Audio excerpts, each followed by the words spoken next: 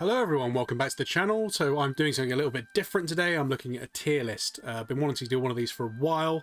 It's a tier list of Retro Sanctuary's top 100 best PS1 games.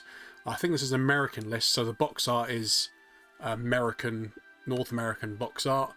I'm going to basically talk about whether I've played the game or not, what I think of it. At the top we've got red, which is normally S tier. I've got as favourites, so ones that I particularly like. There are probably quite a few of these because the PS1's my favourite console. For those of you who don't know how tier lists work, all the options we have, you know, you've got your favourite, S tier, A tier, B tier, C tier. You can have as many tiers as you want in here. I think it's appropriate to have A is very, very good, an absolute classic. B is pretty damn good. C's okay, you know, meh. And F is pretty dreadful. I can't imagine there'll be too many on the list for that, because I've not played too many bad PS1 games. They do exist, but I'd imagine if there's any bad ones, it's probably the bad ones here, but probably the ones that are in the not played. At the moment, they're all in the not played because of the way the screen's set up, so it's easier to get it all to be captured. So let's get on with the list. So the first one I've got here is Red Alert 1.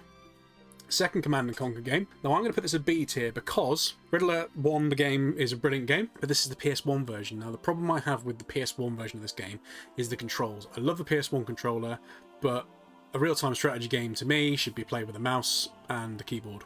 I know you can do it with a controller with PlayStation. I think that you can even get a mouse to play it. I'm not sure. I know that it works with Broken Sword, the mouse, I think, but yeah, I don't know. I just don't think it really works very well. On that, I think Broken Sword, which is a point-and-click adventure game, point-and-click adventure game, is something that does work on PS1 because, you know, you get a lot of time and it does work. But no, a real-time strategy game, it's got to be a mouse and a keyboard, as far as I'm concerned. The graphics aren't anywhere near as good as the PC version either, even though they're both extremely dated. And I just didn't get the same vibe I got playing the original. I mean, after a while, you kind of get used to it, and it's not bad.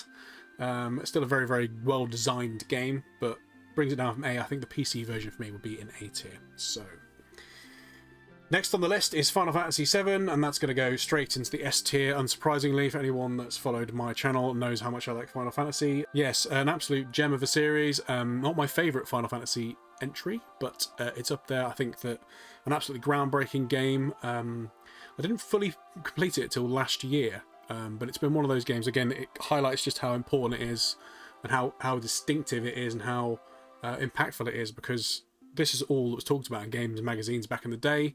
Final Fantasy VII everywhere. Even though I didn't play that game, I didn't play the game until I was, I think, 14, which was 2005. I may have played it around someone's house very briefly. I'd played 8 and 9 first, and then, you know, I knew who Cloud Strife was, I knew who Tifa was, I knew who Barrett was, I knew who Red 13 was, I knew the thing that happens with Aerith, or Ares as the time everyone called her. You know, iconic game, visual art style, everything like that. And again, before even playing it, finally played it when I was 14. Still blew my mind then. You know, 8 and 9 I played before, but it was still just on the same level as them in terms of quality. The only slight downside about the PS1 version, in my opinion, is the controls are awkward a little bit because you get to hold, I think it's circle to run. And it's a little bit annoying on those early PS1 games with Final Fantasy VII, 8 and 9 as well, because they like change the control scheme ever so slightly, and you have to sort of get used to what it is. And I think everyone's got their own like favourite thing. Is like triangle's the menu in 9, circle's the menu in 8, and X is the menu in 7, I think, from memory. I think they standardised it for the PS4 versions, and you can change it, I think, but I'm not too sure. But an absolute gem of a game. Still stands up. The remakes come out and Rebirth's coming out soon, but still, I mean, play the original. I wouldn't say it's better than either of those. They're their own games in their own rights, but an absolute gem of a game, especially if you like retro gaming. Crash Bandicoot Warped. Crash Bandicoot Warped, the third Crash Bandicoot entry, is going to go straight to the favourite section as well.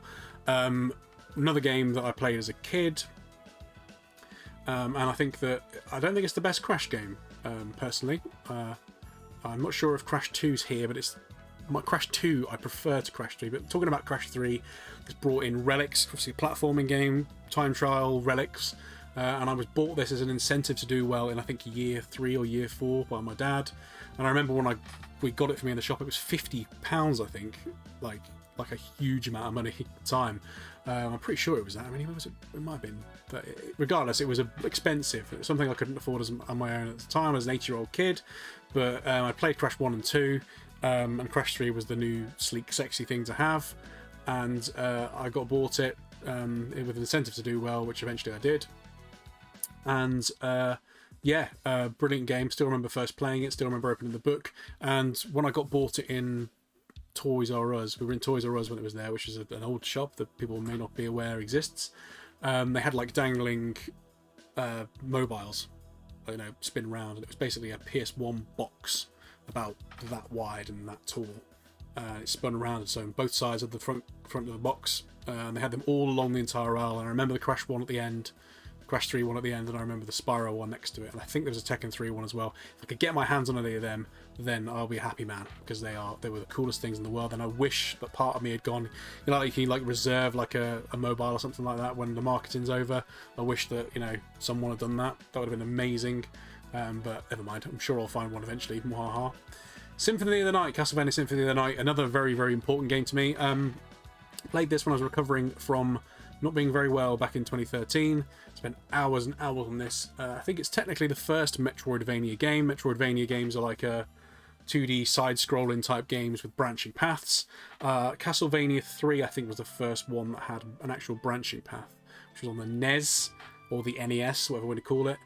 This is on the PS1, but it's the first one, I think, where you could like backtrack and go through the castle and what would be the standard Metroidvania game. It's very similar to Metroid, but I think people point at the fact that Super Metroid might technically be the first Metroidvania game.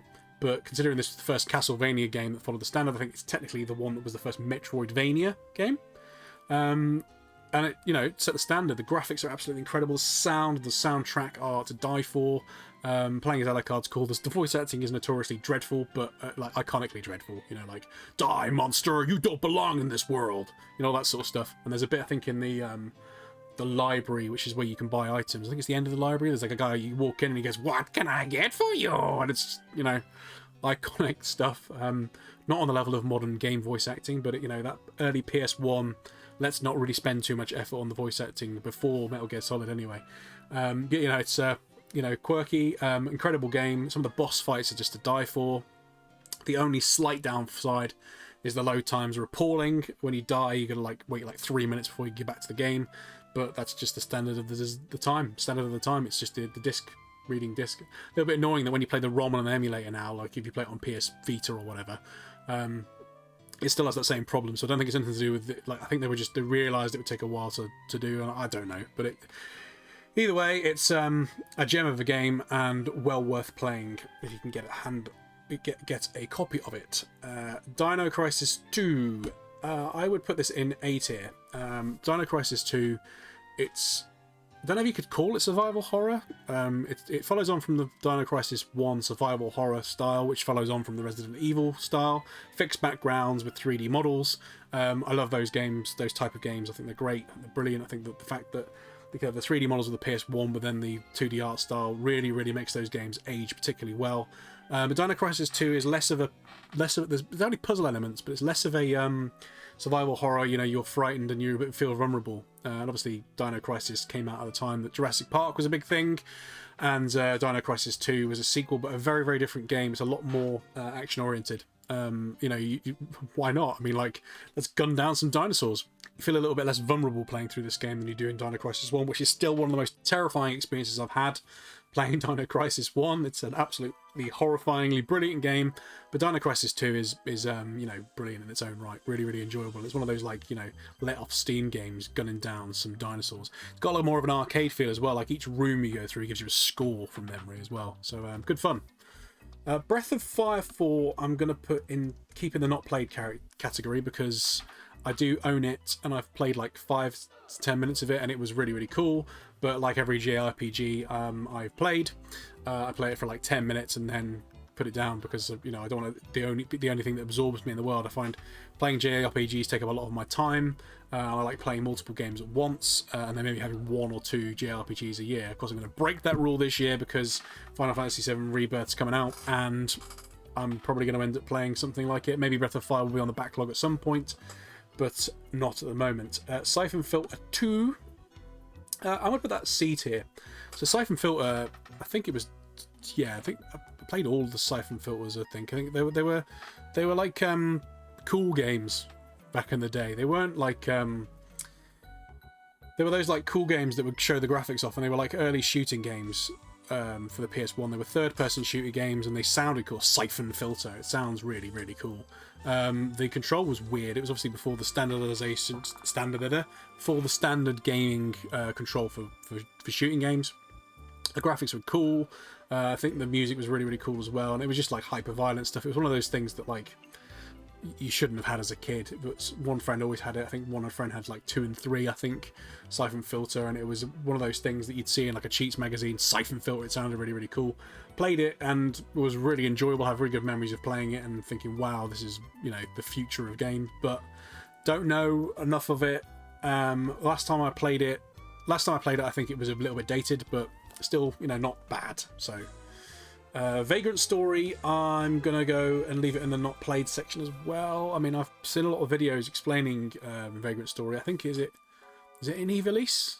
Is it? I can't remember. It's definitely like related to Final Fantasy in some way. It's Squaresoft. I think it's the last Squaresoft game, but I might be wrong. It's definitely towards the end. It came out, I think, in 2000, so it was after Final Fantasy VIII, and I think it's either Ivalice or which is the same universe as Final Fantasy Tactics and maybe Final Fantasy XII. I don't know. I'm not 100% certain, but I remember this was like another option for me to get because I really wanted Final Fantasy VIII because I played Final Fantasy VIII in '99 and I was blown away.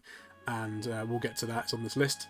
And Vagrant Story was like, well, I'm sorry, but we don't have Final Fantasy VIII in stock, but you can play this game. And the nice man in the shop, game exchange shop, you know, pulled the game off the shelf and sat down and put it on the TV and showed me how cool Vagrant Story was. And it did look very cool, but I remember thinking at the time, if I get this game, then I'm not going to get Final Fantasy VIII. Really silly thinking about it, because maybe I could have got that before Christmas and then got Final Fantasy VIII at Christmas, who knows. But no, I'm going to leave it in the not played tier because it's not fair to say I've played it. I would love to get to Vagrant Story at some point.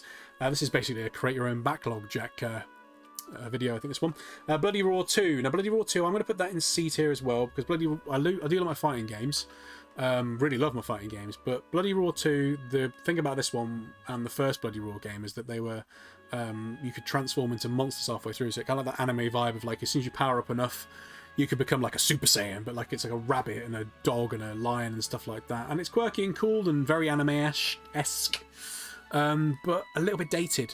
I remember playing it a couple of years ago when I was ill from work, and I enjoyed my time playing it, but I remember thinking, you know, I don't want to pick it up and play it like some other fighting games from the era, which you can pick up and play any time. It was a bit more, a bit less accessible because of the fact that the quirks seemed to be quite difficult to work out for me. Probably very mind-blowing and groundbreaking at the time, but hasn't aged as well as its contemporaries, in my opinion. Tobal 2 is another fighting game, which I've not played, which I really want to, because I think it's the first Squaresoft, before they were Square Enix, game on the PS1, and it looks amazing. The characters look really, really cool in it. I think it might be Akira Toriyama characters, like Dragon Ball Z fame or Dragon Ball fame. Yeah, because it probably came out around the same time as Chrono Trigger, maybe a bit later than Chrono Trigger, and he obviously did the art style for Chrono Trigger as well. I've not played it. I really, really want to, and I'm sure I'll get around to that at some point. Speed Freaks. Now, Speed Freaks is another one I'm going to put in C tier, because this was the first time I experienced the multi-tap, which, for those of you that don't know about controllers and stuff back in my day, back in the day, the PlayStation had 2 controller ports, and you could plug this in, and then you could like stick it on the side of your PlayStation and like, you know, pretty much just like put a little thing growing out of it that had like, I think it's additional 2 controller ports, so you could play up to 4 players on this game. And it's the first time I used that, and my friend was clearly rich and had that, and we played Speed Freaks around his house. And I remember really, really enjoying it. It was kind of like the equivalent of Mario Kart for the PS1. It was alright, and you know, it's a flipping enjoyable game at the time. But I mean, I played it fairly recently, and it has not aged well. It's got nostalgia value to it. I remember it as soon as I play it. It reminds me of the Spice Girls for some reason. So clearly, it was around. This is like 97, 98 time. So it's around the time Spice Girls were big. So it's nostalgic game playing it, but not as good as some other kart races. Mr. Driller, I've not played. I think that's like, was that similar to like a rhythm game, is it? Or I'm not sure. Mr. Driller, I'm not really sure about Mr. Driller. Like Bomberman, maybe. I'm not sure. Crash Team Racing. Haha, Crash Team Racing. I'm going to put Crash Team Racing in favourite tier, because it's the best kart racer ever made. Better than Mario Kart, don't at me. The drift mechanic's incredible. I think that the original is still better than the, what's it called, the Nitro, the remake that made on PS4 and Xbox. The only thing about that was really, really good is you could play online, but I think the original just controls better. You know, like all the Crash characters, it was like, I think it was supposed to be like a throwaway game. I don't know, because Naughty Dog produced 3 games for the PS1, Crash 1, Crash 2, and Crash 3, and I think Crash Team Racing was like a joke, or it was a throwaway, or it wasn't something they were expecting to do very well, something like that. I don't know the history of it, but it's an absolute gem, and it's one of those games I think a lot of people of my age group, even though they weren't like hardcore gamers and got into all of the, you know, like deep lore of story and stuff like that, a lot of them played that. They had a PlayStation, and yeah, brilliant game. Still get that out of parties. I think it's an absolute gem. Next is Doom, and now Doom is an A-tier game without a shadow of a doubt. Ported onto everything in the world. I played it on DOS, PC, and Windows back in long time ago. The PS1 version I've played as well, and it's a good port, you know. And I think you can get it on like PS4 and stuff like that. It's a really, really good port from memory. Really, really good game. Go and play Doom. If you haven't played Doom already and you're watching this video, I'm very surprised, because it's probably the most famous game ever. It's one of them. It's definitely top 5 in terms of most people know about Doom, even though they maybe not have played it, you know. I don't know, anyway. Dead or Alive, I'm going to put in the B tier. Now, Dead or Alive is another fighting game. I played the demo. I think it's Namco, isn't it? Yeah. And I think it came on... Back in the day, they used to have demos came along with other games. I think it was Namco, and I think it's the Tekken 2 game. If you open it up, it's like a dual box. If you open it up, you got another demo in the back. I think it's Dead or Alive in there. I'm not sure. It's definitely on one of the an extra on another game anyway. Dead or Alive, and of course there's the infamous jiggle physics in this game. I don't think it was the first game to have them, but I remember them as a kid, and it was one of those things where you know, it wasn't, you know. I'm sure there were desperate men that thought that was incredible to what, you know, sort of like boobs moving up and down unrealistically. As a kid, it was just like, that's really funny, because I was like 7 or 8 when I played it. So, but you know, it hasn't particularly aged well, that type of thing. I know that sort of thing still exists, but still a good game, well designed fighting game, still enjoyable, good fun. But yeah, no, like a bit of a underdressed characters if you're into that kind of thing. But you know, whatever, it's a bit weird, man. So Team Buddies, not played that either. Colin Mcrae Rally 2.0, not played that. Alundra, it's called The Adventures of Alundra, I think, or The Legend of Alundra in the UK and Europe, and I have not played that either. I hate to say, so that's going to stay in the not played category. Ape Escape. Now Ape Escape I'm going to put in B tier. Now Ape Escape, as far as I know, was the first PlayStation 1 game to make the analog controls mandatory. So anything before, I think it was 98 it might have come out, everything before that you could use the D-pad, and you could either, the analog sticks you got on the front, you didn't need to use them, they were nice to haves, but I'm pretty sure that you needed to have them on to use Ape Escape. And yeah, so as soon as I think analog sticks, I think of Ape Escape. Really good fun game.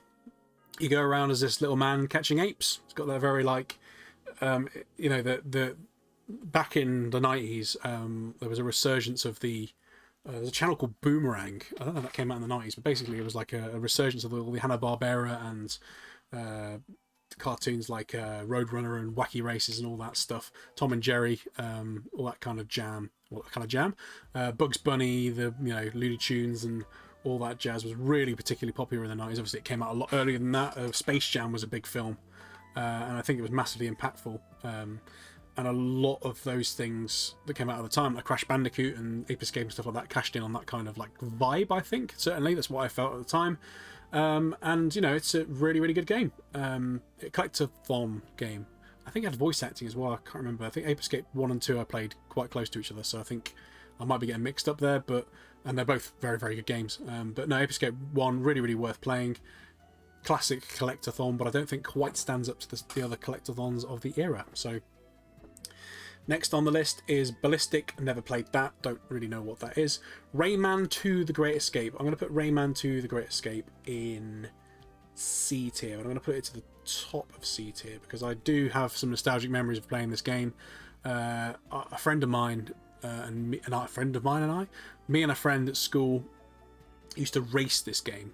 I remember like we were like 10 or 11, and we both had it, and we'd like go home and then try and beat a level. I remember there was a level called Beneath the Sanctuary of something or other, and it was so difficult, and it was like, this is so hard, I can't do it, and there's like stalactites coming out of the ceiling. It's basically this big lava level, and it's really, really long, and you get to the end of it and you're like, how did I beat that? And then you fight a boss and he's like, prepare to die, and it's really like, oh my god, that's incredible. And eventually both of us beat it. So I've got nice memories of playing it. Played it again fairly recently. Doesn't stand up that well compared to some of the other games around the same time. It's pretty cool. It's not bad. I wouldn't call it an F tier and say it's bad. It's a good game. Design wise, I think it kind of set the standard. I think that, like, you can auto target in the game, very similar to Ocarina of Time, which I think is the same year. I'm not sure, around about the same time. And the combat system is pretty good because you can zone in on an enemy and fire at him, or lots of pirates in that game. But I think the PS1 version was unfinished or something like that. I think it seemed to, and I think I read somewhere that this is like the game that's been ported the most times or something ridiculous. It's one of them anyway. And the PS1 version was an earlier build of the game because it was developed after the N64 version and something like that. So yeah, there are better versions of this game, I should say. It's all right. I remember getting Rayman Revolution on PS2 years later, thinking this is a new Rayman game, and it's literally just Rayman 2. So it felt like a complete, because I remember I had Rayman 1 and 2, and then saw Rayman Revolution you could get on PS2, which I didn't have a PS2 till much later. And I remember being really, the two games I wanted for PS2 that I couldn't get, actually 3 games I wanted for PS2 I couldn't get, were Dragon Ball Z Budokai 1, Final Fantasy X, and Rayman Revolution. Eventually got all of those games and was severely disappointed that Rayman Revolution was just basically what I would consider a reskin of Rayman 2. And now I'm older and understand game design and quality a bit better. The Rayman Revolution is clearly the better version. I'm nostalgic for Rayman 2. I've talked a lot about it, even though I've put it in C tier, but objectively speaking, it's not really that good. Maybe if I played Revolution a bit more, it would be higher. I think the core game could be a B, but I think the PS1 version is a C for me. Next on the list is Chrono Cross, not played. Nah, I really want to play that. I think it's like a creating the backlog list video, this one definitely. Civilization 2, not played. I've played one of the Civilization games, don't know which one it was. It goes to show how memorable I find them. I like real-time strategy. Could you call it real-time strategy, or is it like over the course of a millennia strategy? It's a bit more like world building, isn't it? I don't know. Not really sure. Driver 1. Driver 1. So Driver I'm going to put at C tier. Probably below Rayman 2. I would say that this game is not bad. It's all right. I remember it being a big deal at the time. It was kind of like just before Grand Theft Auto 3 came out. I remember that being an impactful game. It was like, oh my god, you could go and basically go around and have a crime fantasy going around a town. And Driver was before that. I don't think you could get out on your feet in Driver 1 and then even 2. I think in 3 you could. But it was a similar vibe. So the missions in the game were very much like the taxi or escort missions in the Grand Theft Auto games, and it had that vibe. And it was one of those things that it looked sleek and cool. And you were a criminal. I think I don't really remember the story. I don't think it was particularly deep. The 2 things I really remember about playing it. Well, 3 things I remember seeing it in Blockbuster, and it was like marketed as being the next thing. The graphics looked really cool. I think it was demo disc 46 in the official PlayStation magazine. I think it was 46 or maybe 44. Don't know. Had a playable demo of Driver, and that was like a race to the other side of town in a time limit thing, and that was all right. I enjoyed that. The music was really cool. But the game itself, if you play the game itself, notoriously, the opening mission is hard as nails because it's like it's supposed to be like a how do you play the game type mission, and it's you got to do like a slalom, and it's just really, really hard. So it won't let you play the rest of the game before you've done the training, and that kind of knocks it down to C tier. So I didn't play too much of it because of that. Other than that demo level, if I've been able to play the rest of the game first, maybe I would put it higher, but no thanks. Driver, yeah, come on, like, sort your life out. Driving me mad, let's put it that way. Final Fantasy VIII. Well, I'm gonna put a card and then aim you towards Final Fantasy VIII. I'm gonna put that at the top of my favourite tier. Probably the most important game for me in the world. The first JRPG I played. That might even be the first RPG I played, unless you count Ultimate Underworld as an RPG. Maybe not. Mind blowing, like an absolutely incredible game. The graphics were mind blowing. The CG cutscenes. I've done a 40-minute video explaining how much I love Final Fantasy VIII, but just some absolutely classic memories playing it. It was the thing I wanted more than anything, and it proved to me that games were on par with cinema, in my opinion. I think the impact of seeing the Diablos cutscene, of seeing the cutscene of the running away from the spider on the beach, of seeing the cutscene turn into the real game, and the opening cinematic, the ending at the parade, all of these cutscenes were like as impactful to me as watching, say, like The Matrix or something like that came out at the time. With the incredible game, but there's an entire video dedicated to just that game, which will be linked if you would like to see me ramble about that a bit longer. Fear Effect 2. I've not played Fear Effect 2, unfortunately. I know it's a female-led game, and it's cel-shaded, I think, and it's on 2 discs. Certainly Fear Effect 1 is. I don't know enough about Fear Effect 2. Clearly it's pretty good, because it made a sequel. So, Einhander, I think that's a space shootery type thing. I've not played that one either. Not played Colony Wars. Not played Devil Dice. Final Fantasy IX. Right, Final Fantasy IX. Ooh. So, controversially, I've ranked the 3 Final Fantasy trifecta games in favourite. That's not controversial, but Final Fantasy VIII is the best one, followed by Final Fantasy IX, followed by Final Fantasy VII. I think in that order, right? But I think between the 3 games, there's a perfect game there, because they all have their weaknesses, they all have their strengths. Final Fantasy VIII is the highest, it's my favourite one. I love the junction system. Final Fantasy IX. Now, I remember getting this game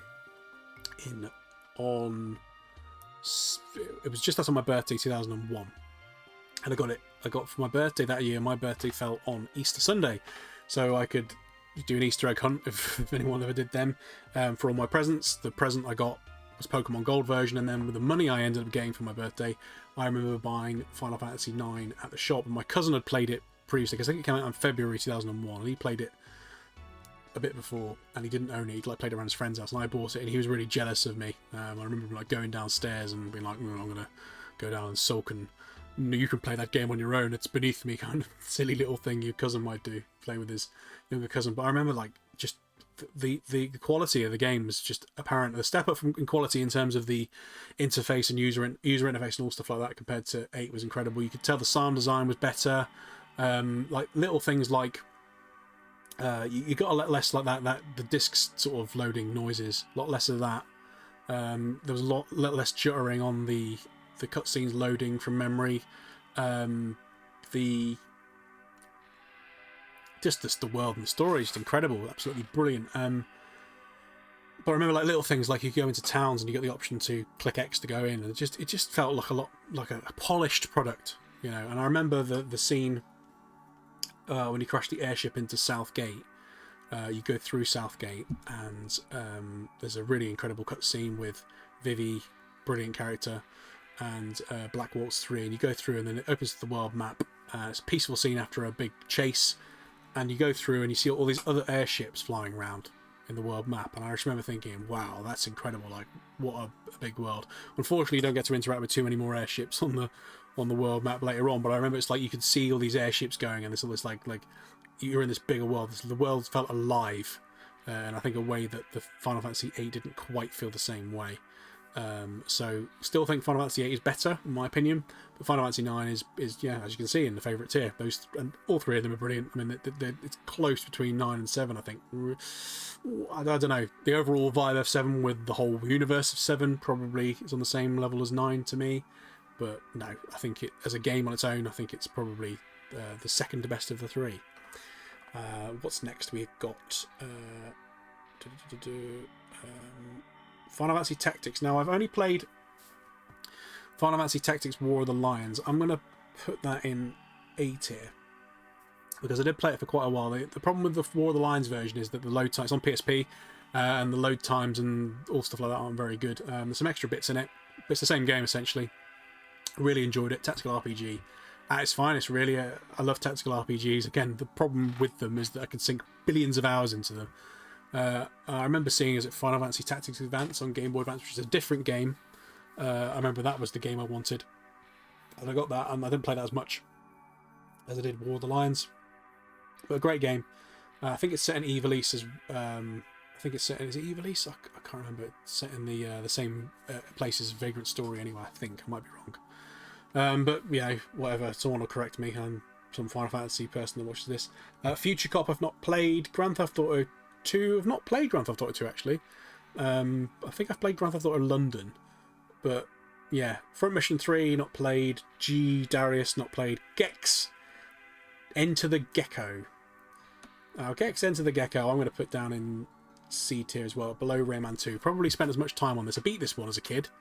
It's, you know, another Bugs Bunny, Looney Tunesy type era game. And Gex in this version of the game, in the PAL version, he was voiced by, is it Leslie Phillips? You know, Ding Dong. Oh, it's a really bad impression of him. So it did, you know, and it was quirky and weird. It's tail time, you know. That's a really bad impression. I'm not going to do again.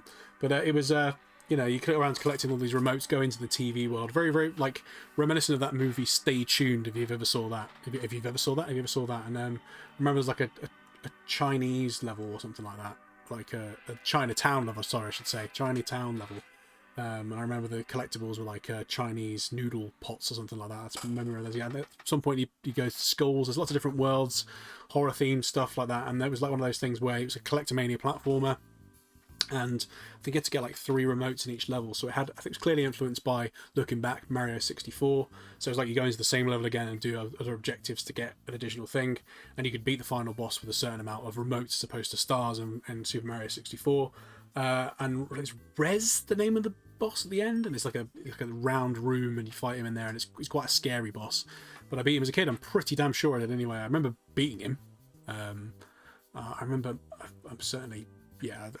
I remember there's a weird boss in it as well, that makes strange noises from memory. Don't really remember the ins and outs of it, but I remember it being an enjoyable game and certainly worth putting on the list. But I don't quite have the same nostalgia for it as I do with Rayman 2, and it's, you know, inarguable that it hasn't aged as well as some of its contemporaries either. So I'm going to put it in C tier. Gradius not played that. Gran Turismo 2. Now Gran Turismo 2 I'm going to put in C tier as well, below the 2 collector mania platformers.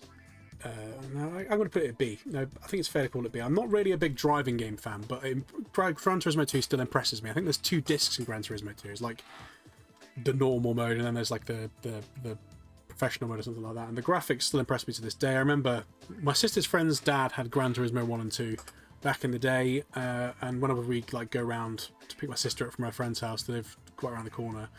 He used to let me sit and play Gran Turismo 1 and 2 because, of course, my sister's friend had like loads of sisters, so he didn't have a, you know, he played his PlayStation on his own. I think he let me play. It was really cool. I remember playing Gran Turismo 1 and 2. Like I said, heard about Gran Turismo, you know, read all the gaming magazines at the time it was a big deal, Gran Turismo. And I'm not really, like I said, I'm not really a big driving person in terms of games, but it still impresses me, and I got that sense of nostalgia for it. So I'm going to put it in B tier, just purely because of those memories of being able to play that game, and you know, it felt accessible because of that. You know, it's a nice poignant memory for me that I've been able to play those games. I remember seeing them in their box set, and he had a DualShock as well, which I didn't have a DualShock controller until much later. So thoroughly enjoyable experience, and we put it on a few months, maybe years ago now, and graphically it still looks really good for a game from what, 99, 2000. So yeah, a gem, some would say, and it's probably top of my list for driving games. I think it's fair to say. Gran Turismo 2. Next on the list is Grandia. I've not played Grandia. I really, really want to play Grandia. It's a JRPG that's towards the top of my list. I've got it. In fact, I'm looking at it right now, and it's on my shelf and part of the backlog, but keeps falling down the list because there's a lot of JRPGs do. Intelligence Qube. It's definitely an American list, this. It's called Kurushi in Europe. And I'm going to put Kurushi in C tier as well, because I played this on Demo 1, the version of Demo 1 I owned, Sked 0816, which is the 5th version of Demo 1. The demo that I got with my PS1, and Kurushi or Intelligence Qube, or whatever you want to call it.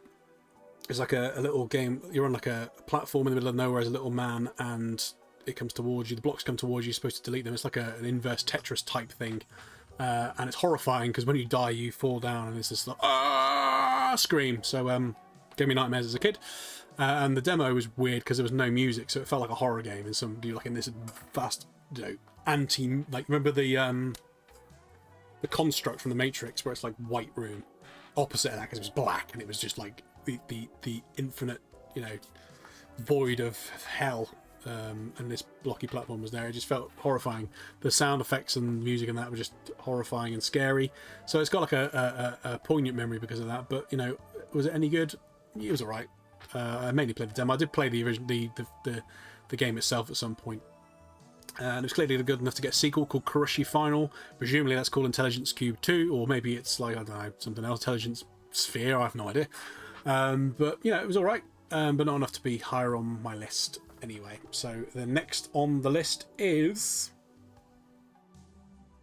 Madden 2000. Never played a Madden game. MDK, or MDK. I'm going to put MDK on C tier as well.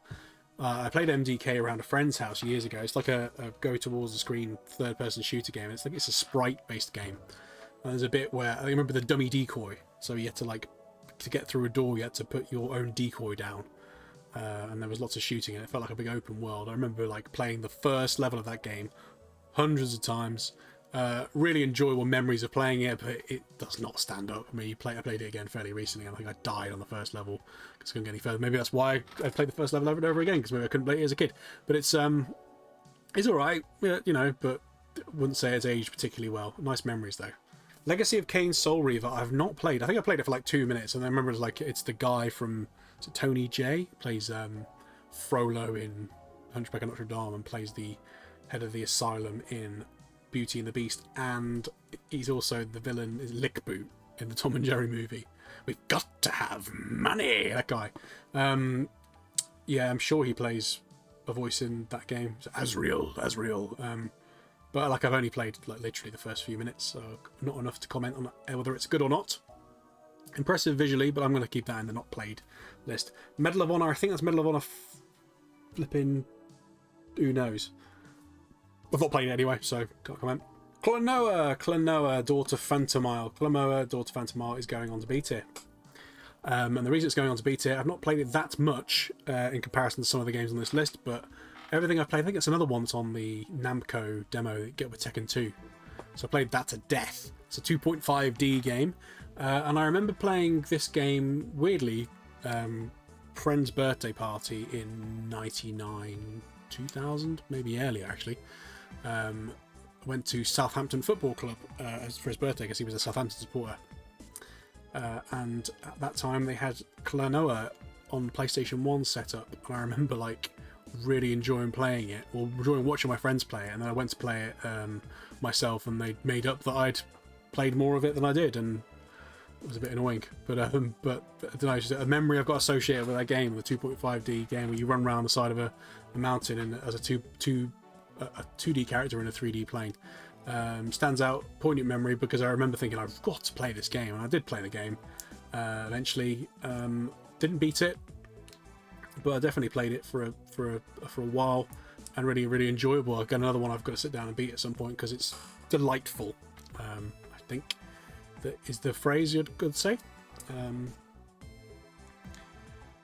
Next to the list is it's Megaman X4. I've never played a Megaman X game in my life. Metal Gear Solid. So I'm going to put Metal Gear Solid at the top of the A tier, only because I'm putting so many games on the S tier that I don't think Metal Gear Solid quite makes the cut. I only beat it recently. It's one of those games I played as a kid, and I've got some good memories playing it. We used to make Lego movies, and I remember my friend was really into Metal Gear Solid. He had loads of PS1 games like this, and we made Lego movies with characters, and I remember putting the game on to get sound effects from it for the codec and for the music and stuff like that. Should I put it in S tier? And now I'm thinking about Metal Gear Solid. I'm thinking it needs to go in S tier because it's going to be the top of A for now because of other games that are in there. I might do some jiggery pokery at the end, but it's a classic. It's an absolutely brilliant game. It still stands up now. I mean, the fact you can see Snake's breath when he's walking, the voice acting, how they got all the voice acting into like 2 discs back in the day, you know, Colonel on the codec. It's just, you know, David Hayter is just, you know, and also probably the only video game voice actor.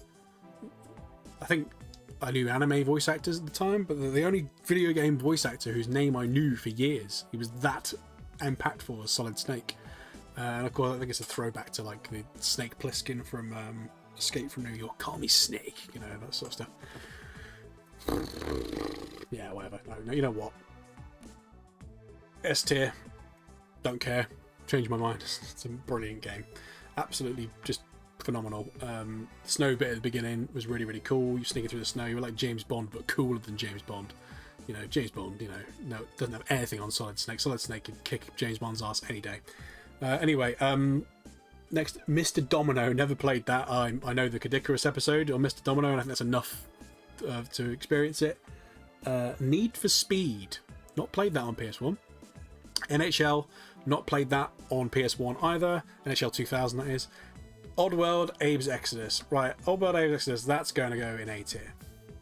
I have memories of playing Oddworld, Abe's Exodus, and Abe's Odyssey. Abe's Odyssey I played on same version of Demo 1 I played Kurushi on as a kid. It was an absolutely mind-blowing experience playing that game for the first time as a demo.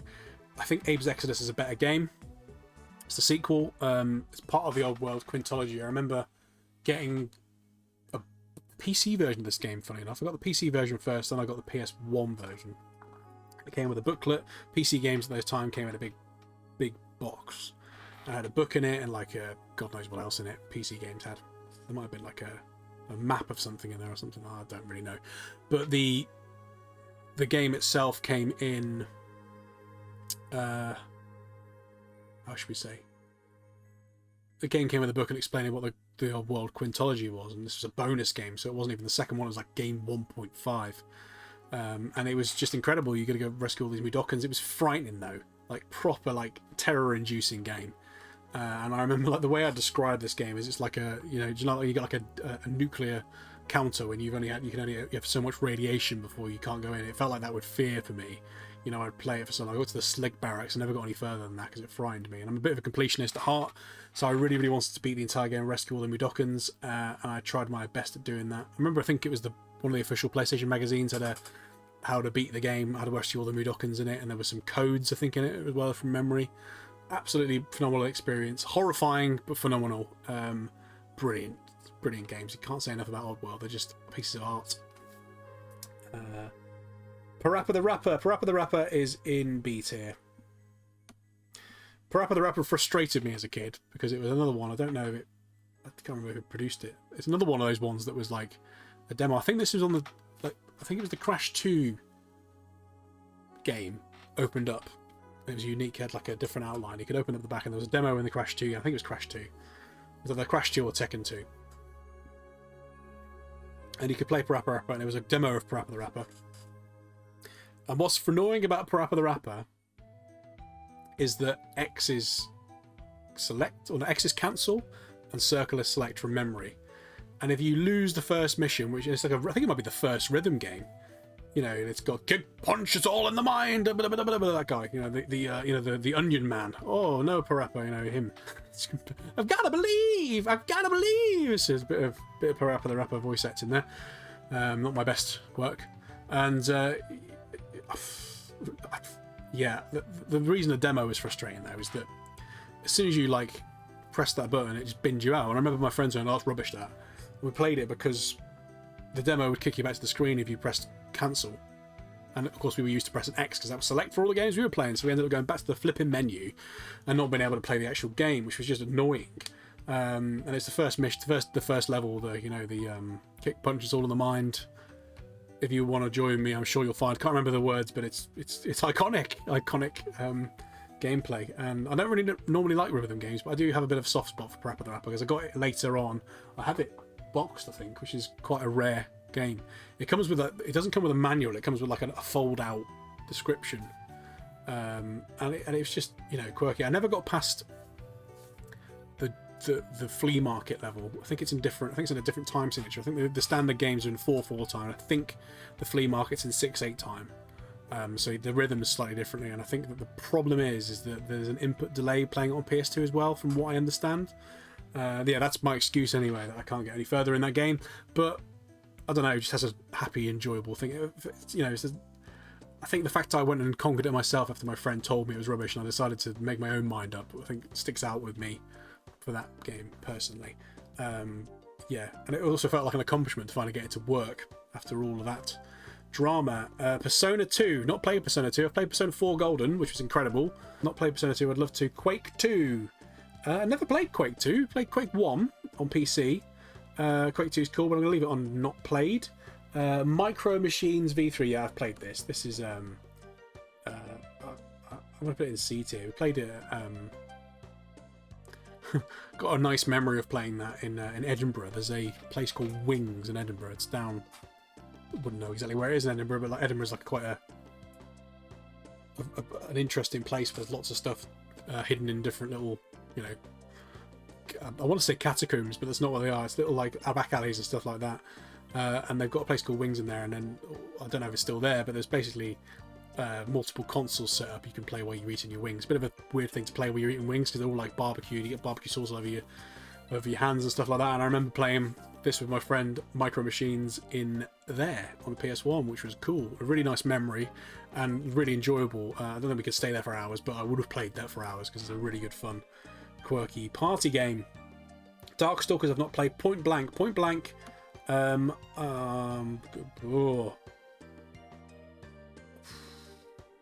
It's a light gun game. I don't think it's fair to call it F, but I'm going to put it in low C because it was like another one. The same friend that had Parappa the Rapper had Point Blank, and it was like he had a light gun as well. He was one of these kids that had loads of flipping money. His parents had loads of money anyway, and bought it in Point Blank. And I remember literally had a memory of him showing me it in the car on the way back to his house and put it on the side in his kitchen. And we're going to play that later. And I remember being like, don't really like it. It's a light gun game. I wouldn't put it F. I don't think it's bad. I think it's pretty good. It's pretty iconic, but didn't have the same nostalgic vibe for it compared to the other ones. I don't really remember much about it. I just wanted to play Crash Bandicoot because he had Crash Bandicoot, so far more important. Power Slave. Yeah, no, I've played Power Slave briefly. I think it's a demo. It's a generic shooter game. You know, C. I'll probably get to it at some point. Suikoden 2, I've not played. It's on the backlog, but it's 8 zillion billion million pounds now. I remember when I was first getting into PlayStation 1 collecting, it was about 70 quid. Should have bought it then. Now it's just astronomically expensive to get hold of a boxed copy. Apparently it's the best JRPG on the system, supposedly. Not quite as impactful as Final Fantasy VII though, is it? Because there's not that many Suikoden 2. There's no Suikoden 2 remake, is there? As far as I know, there probably is somewhere. But Street Fighter Alpha 3. Street Fighter Alpha 3, I'm going to put in the C tier because I'm not really that big a fan of Street Fighter, and it's not as good as the other ones there. And it's all right. I've got memories of looking at a cheats book explaining how to get all the characters and do all the combos, but not really my jam. But again, not bad enough to put it in the F category.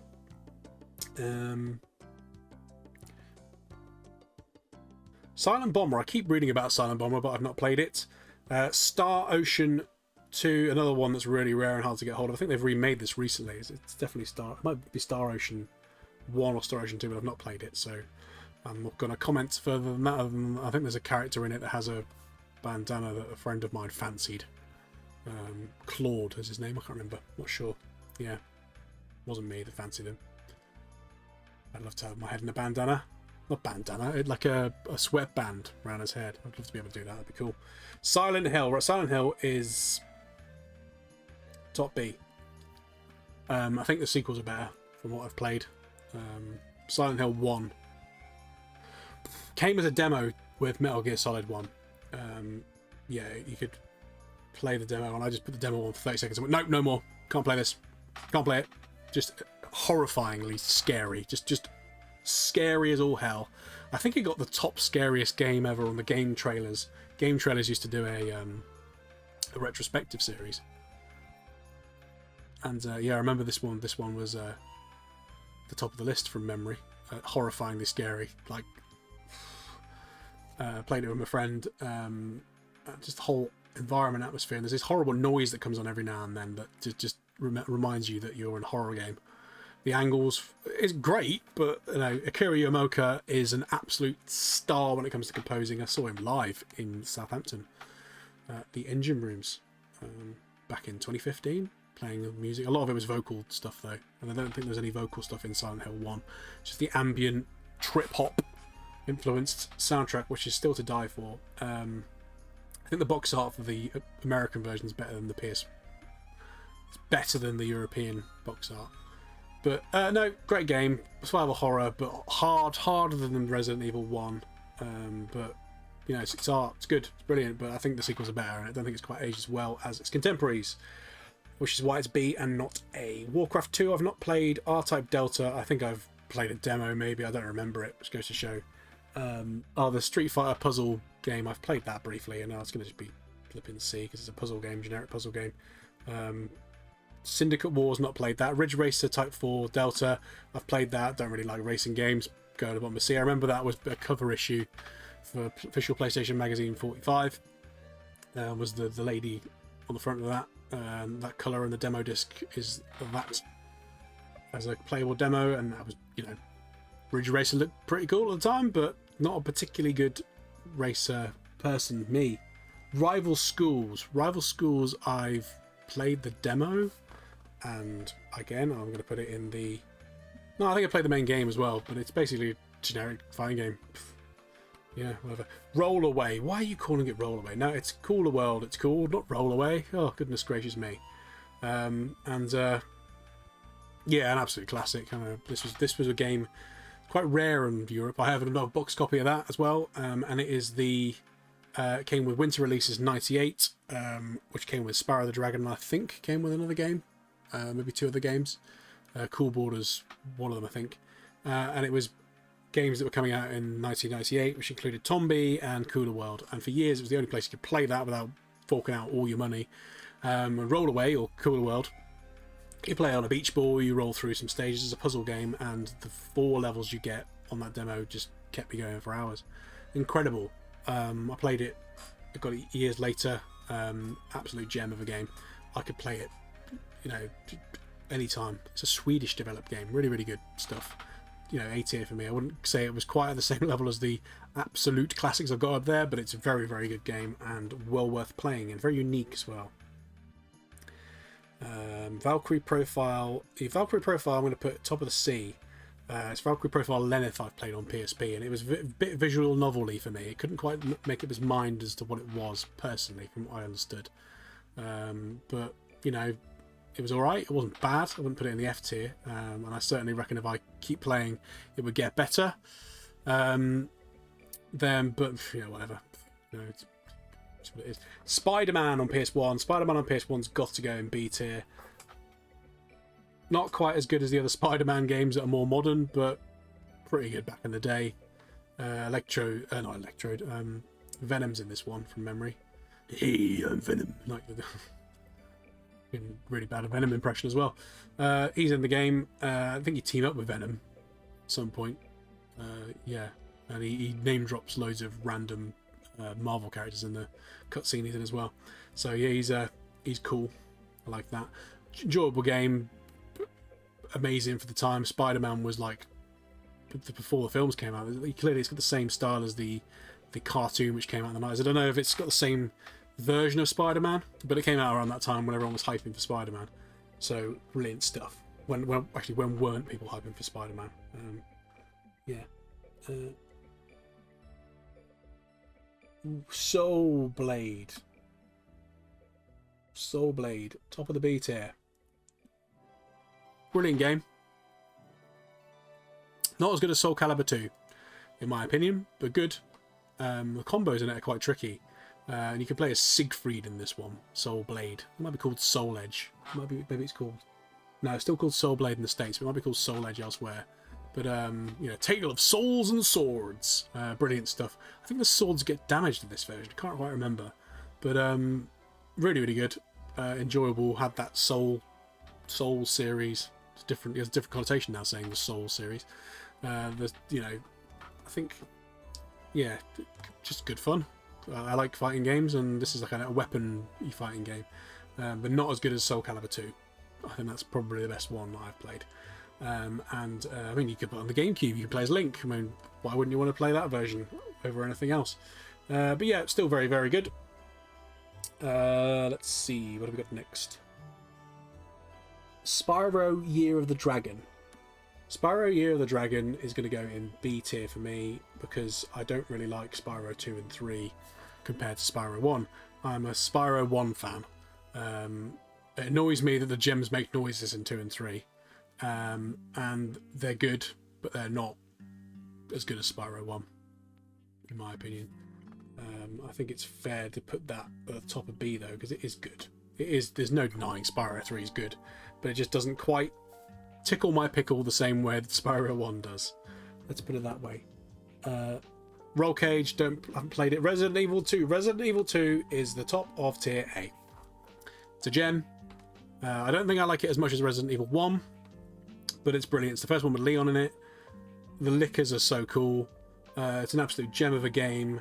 Can't really fault it. I think, yeah, very similar to Final Fantasy 7, 8 and 9. The trilogy of PS1 Resident Evil games, between the three of them, is a perfect game there as well, in my opinion. But 2, not quite at the top for me. Brilliant, absolutely excellent, but yeah, an absolute gem of a game. Played them all a few years ago. There's a part in Resident Evil 2 where it tricks you from memory. The lickers first make their appearance in 2, and the standard animation for going through doors to fix the load times in Resident Evil 1 was a door would come along and you'd open up and you'd go through. And there's a door you open up on Resident Evil 2 where you open it up and basically you relax for a second, take a deep breath, take a drink or something like that while you're playing the game. And then there's definitely one on the roof somewhere where you open it up and it opens up and it's a jump scare because a zombie comes out of it and walks at you in it and there's horrible noise. And that was just absolutely terrifying. I remember that standing out as being particularly scary. The police station's cool. Good stuff. I think this was one where the remake was just as good, I think. So, well worth playing, but not quite my favourite. Tekken 3. Well, Tekken 3 is got to go in S tier for me. Still a game I play to de-stress. Warang's the best character. You can spam up in the circle or down in the circle and just kick the living daylights out of everything. Remember unlocking most of the characters in this game as a kid.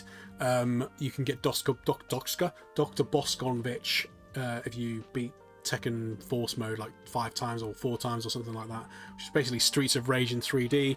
Really, really good game. Love it to bits, and I think it's still the best fighting game ever made, possibly only bettered by Dragon Ball Z Budokai 3, which is on PS2, and probably only memorable because it's got Dragon Ball Z characters into it. Tekken 3's characters are nowhere near as iconic as Dragon Ball Z characters, but it's still good and it's still the peak of the Tekken series as far as I'm concerned. Brilliant, fun. Not much more to say about that one other than go and play it. Wipeout 3, Wipeout's alright, C tier. Tony Hawk's Pro Skater 2 is going to go in B tier. Tony Hawk's Pro Skater is amazing, the soundtrack's to die for, and hours of fun playing this around friends' houses mainly, really. It's one of those, you generally have that one friend that was into sports games, and you go around his house to play Tony Hawk's Pro Skater and things like that, in my memory. Anyway, yeah, good fun, really, really enjoyable game. I think I might pick up them again at some point and play them. The only problem with streaming those games or making a video on those games is that the soundtrack's licensed music, so they're alright. They're good. I would, definitely say they're worth playing to do all the tricks and stuff like that, and I like PS1 graphics, so Tomb Raider The Last Revelation scared the living daylights of me. It's B tier. I think it's the only Tomb Raider game of the original 5 where you were in one place through most of the game. You were in Egypt, I think, for most of The Last Revelation. I remember when The Last Revelation came out, I remember the marketing for it going into a shop somewhere, and they had all 4 of the Tomb Raider games. You could buy them as like a box. You could buy them for like a reduced price. The first 3 you could get them for whatever, something like that. I remember the gameplay trailer playing where you could get on the vehicles and it going along, you get on like a quad bike or something like that, which was just like, that's amazing. Really, really good stuff. I think, worth playing. The you know, good game. All of those games, all the Tomb Raider games, are an absolute gem of a series. I think by that point, the engine had been perfected, so I don't think you can play in Lara's mansion in this one, though. You can play in Lara's mansion in 1, 2, and 3, and in 2 and 3 you could lock the butler in the fridge or the freezer. I don't think you could do it in Last Revelation, which, you know, makes it less memorable than 2 or 3, but for some reason they think this is the best version, so fair enough. Toko World Touring Cars, not play that. Tombi 2. I've never played Tombi 2. I've played Tombi 1, or Tomba as it's called here. Tomba 2. My only memory of that game is the infamous speedrunning thing where the guy says, I really would appreciate if you'd stop talking. So that's your memory. Time Crisis, top of the list. Top favourite. Love Time Crisis 1. Got bought a light gun as a kid, and then got bought, I think it got the sequel to it, not Time Crisis 2, it was like Time Crisis Project Titan or whatever it was called. Got that bought for me, which was really good. But Time Crisis 1, played this on the holiday in Menorca in 2002. There was an arcade machine set up with the opening cutscene to Time Crisis, and I played it a little bit, mainly watched people play it actually, or use their pound coin or euro coin or whatever it was. So play it. Not quite as I was never good enough to get that far. I think I got to Sharudo. It's the second boss. I remember like everyone wants to play this flipping game. You know, I remember watching the cutscene round loads of times, and not even playing the game. Just waited for the cutscene to come on, because if you leave the game long enough, you got there's 2 cutscenes, and I really wanted to watch the second one, which has the voice in it, which talks about how Sharudo's kidnapped the president's daughter, and you've got to go in, and Richard Miller's got to go in and rescue her, and that was the better cutscene. And I remember waiting for that. The leader of Sharudo, the leader of Sertia, I think it is. I can't remember. And yeah, it looked incredible for the time. And yeah, the game, the beginning of the intro is like a trailer, which was just the coolest thing in the world. And yeah, I remember getting to Sharudo myself, I think, eventually on that holiday. But you kept having to put pound coins in to get further, or euro coins, I should say, to get further, like the arcade stuff. And I remember I was on the holiday for 2 weeks, and the people I was playing with, the guys I was playing with the first week, had shown me how to get further, and then they'd left, and then someone else had come in, and I felt like the person that was showing the next people how to play it. That's my memory of playing Time Crisis. Mind-blowing game. Loved it. Absolutely loved it. And you can finish the first level really quickly, I think. If you blow some barrels up, you just win it. So that's my memory of it anyway. So, or one of the memories I have playing that game. Tenchu 2 I've not played. Silhouette Mirage is great. I've played that. That's really, really, really good. But, you know, I'd say bottom A actually, Silhouette Mirage. Really, really good game. Vigilante B2, not played that. Worms Armageddon, it's top of B tier for me. I played lots of Worms. Worms Armageddon's incredible. The little taunts the Worms make are really cool. It's a fantastic party game. Not really fun on your own though. You've got to play it with someone else. You know, and I think it was always like you'd huddle around one PC to play it. I'm pretty sure it was before online, and you'd set your worms up and they'd set their worms up. So it was very, very difficult to like set up your base, just to look away, and no one ever did that.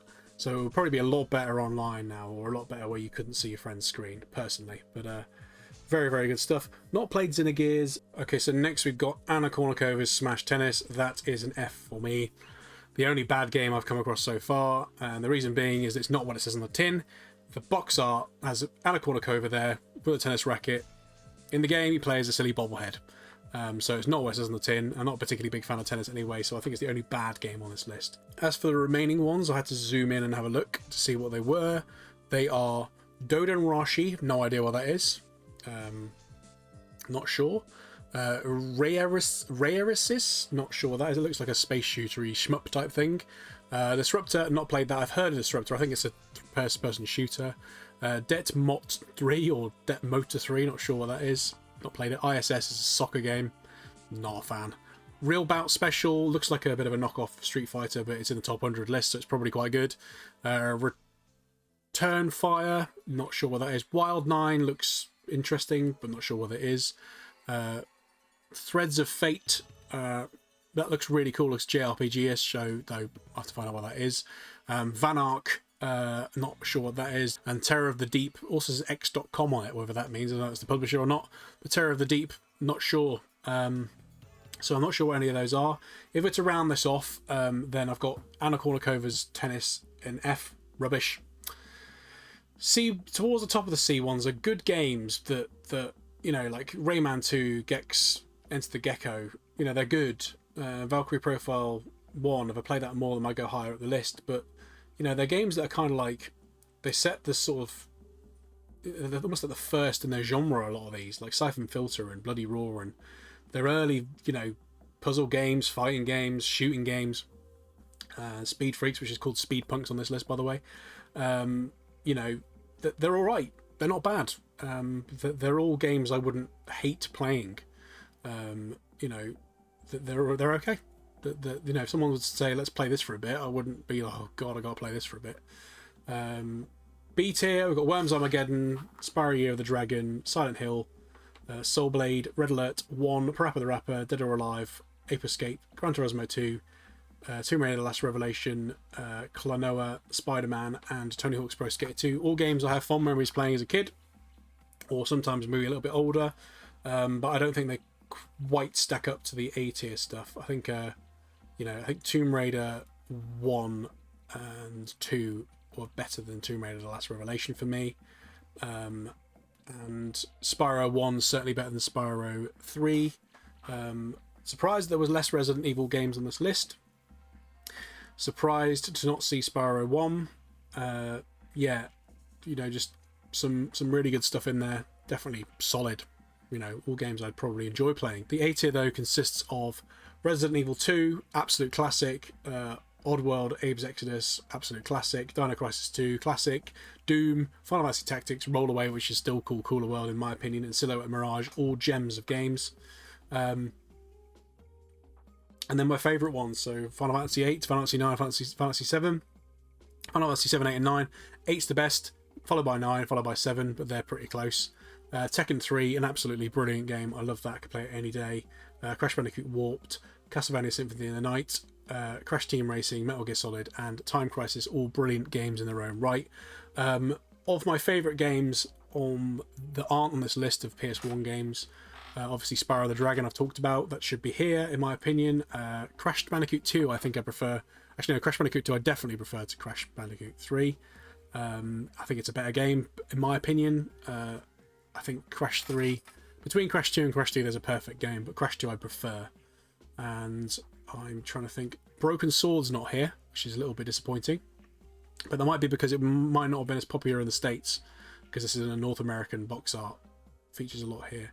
Most of the major series had an entry, which is nice to see, but yeah, I think Crash 2 and Spyro are the main oversights for me, because I mean how you could possibly say that Anna Kournikovas Smash Tennis is better than Crash Bandicoot 2 is just a travesty.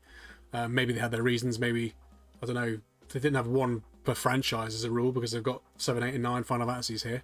A pretty good list though, it's not bad. Definitely, like I say, an American bias, and some of these games I probably didn't play because they were either, you know, American, Japanese games that we never got in Europe, or I just never got around to them. So Vagrant Story, Legacy of Kain, Soul Reaver are examples of that.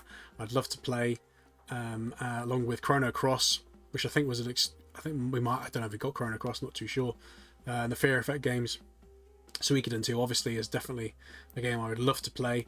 So there's a few here to add to the backlog, but they're probably already on the backlog. So, but a very good list. I enjoyed doing it. So let me know what you thought of this list in the comments, what your favourite games are, whether there are any omissions, or whether you agree with my tier list. Obviously, it's very personal to me. I think, you know, there's arguments that some of these should be higher, some of these should be lower. But, you know, it'd be nice to hear what you have to say, because I'm not the authority on any of this. But yeah, thank you for watching. If you'd like to see more of these tier lists, give this a like, subscribe if you like, share it about, all that kind of stuff. But I'll definitely be doing more of these as they're good fun. So thank you for watching, and see you later. Take care.